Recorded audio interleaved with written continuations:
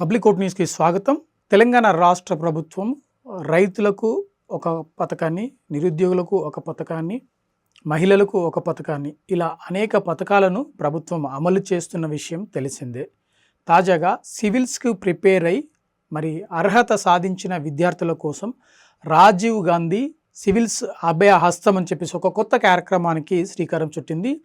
బట్టి విక్రమార్క రాష్ట్ర ఉప ముఖ్యమంత్రి ఈ కార్యక్రమానికి మరి ప్రారంభం చేయడం జరిగింది. అందులో భాగంగా సివిల్స్కు అంటే జాతీయ స్థాయిలో నిర్వహిస్తున్న సివిల్స్కు ప్రిపేర్ అయ్యి అందులో అర్హత సాధించిన వారందరితో కూడా ఆయన మాట్లాడి వారికి కావాల్సిన ఆర్థిక సహాయాన్ని ప్రభుత్వం నుండి కల్పిస్తామని చెప్పి ఆయన వివరణ ఇవ్వడం జరిగింది.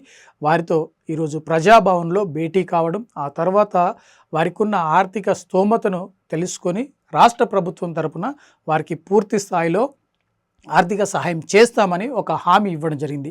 తెలంగాణ రాష్ట్రంలో కాంగ్రెస్ ప్రభుత్వం అధికారంలోకి వచ్చిన తర్వాత ముఖ్యంగా నిరుద్యోగుల విషయంలో రాష్ట్ర ప్రభుత్వం ఒక ప్రత్యేకమైన విధానంతో ముందుకెళ్తుంది అని చెప్పి ఎన్నికల హామీ ఇవ్వడం జరిగింది.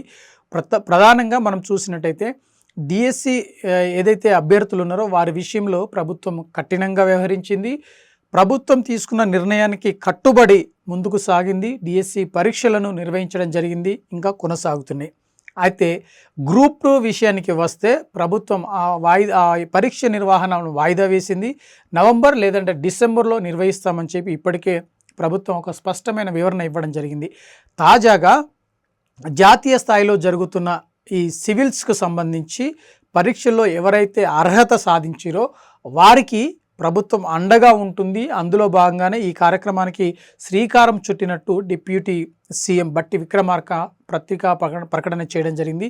అందులో భాగంగానే వారితో సమీక్ష సమావేశం నిర్వహించి వారి ఆర్థిక పరిస్థితులను తెలుసుకొని వారికి కావాల్సిన కోచింగ్ కావచ్చు, లేదంటే ఆర్థిక సహకారం కావచ్చు ప్రభుత్వం నుండి అందిస్తాము అని చెప్పి వివరణ ఇవ్వడం జరిగింది. వారికి ఒక హామీ ఇచ్చారు. అందులో భాగంగానే మెయిన్స్కు లేదంటే అక్కడ ఏదైతే ఇంటర్వ్యూ జరుగుతుందో ఆ ఇంటర్వ్యూలో కూడా క్వాలిఫై కావాలి. ఖచ్చితంగా తెలుగు రాష్ట్రాలు అంటే తెలంగాణ నుండి అత్యధికంగా సివిల్ సర్వెంట్స్ బయటికి రావాలి, సమాజానికి సేవ చేయాలని చెప్పి ఒక దిశానిర్దేశం చేయడం జరిగింది.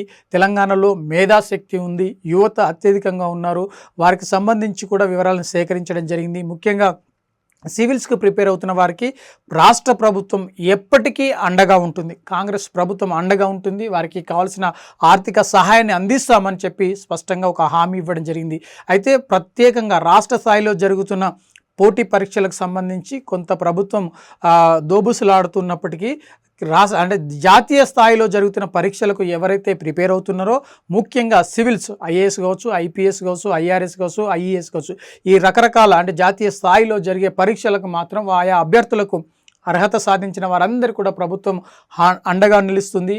ఆర్థికంగా, విద్యాపరంగా, కోచింగ్ పరంగా అన్ని రకాలుగా వాళ్ళకి అండగా నిలిచి వారు మెయిన్స్కు మరి క్వాలిఫై అయ్యి సివిల్ సర్వెంట్స్గా బయటికి వచ్చి సమాజానికి, దేశానికి సేవ చేయాలని చెప్పి ఆయన ఒక ఆకాంక్ష ఇవ్వడం జరిగింది. అందులో భాగంగానే వారందరితో సమీక్ష సమావేశం నిర్వహించి వారితో పాటు వారి స్థితిగతులను, ఆర్థిక స్థితిగతులను వారికి వివరించడం జరిగింది. అందులో భాగంగా వారందరూ కూడా అండగా ఉంటాము, ప్రభుత్వం నుండి ఈ సహాయం అందిస్తామని చెప్పి స్పష్టమైన హామీ ఇవ్వడం జరిగింది.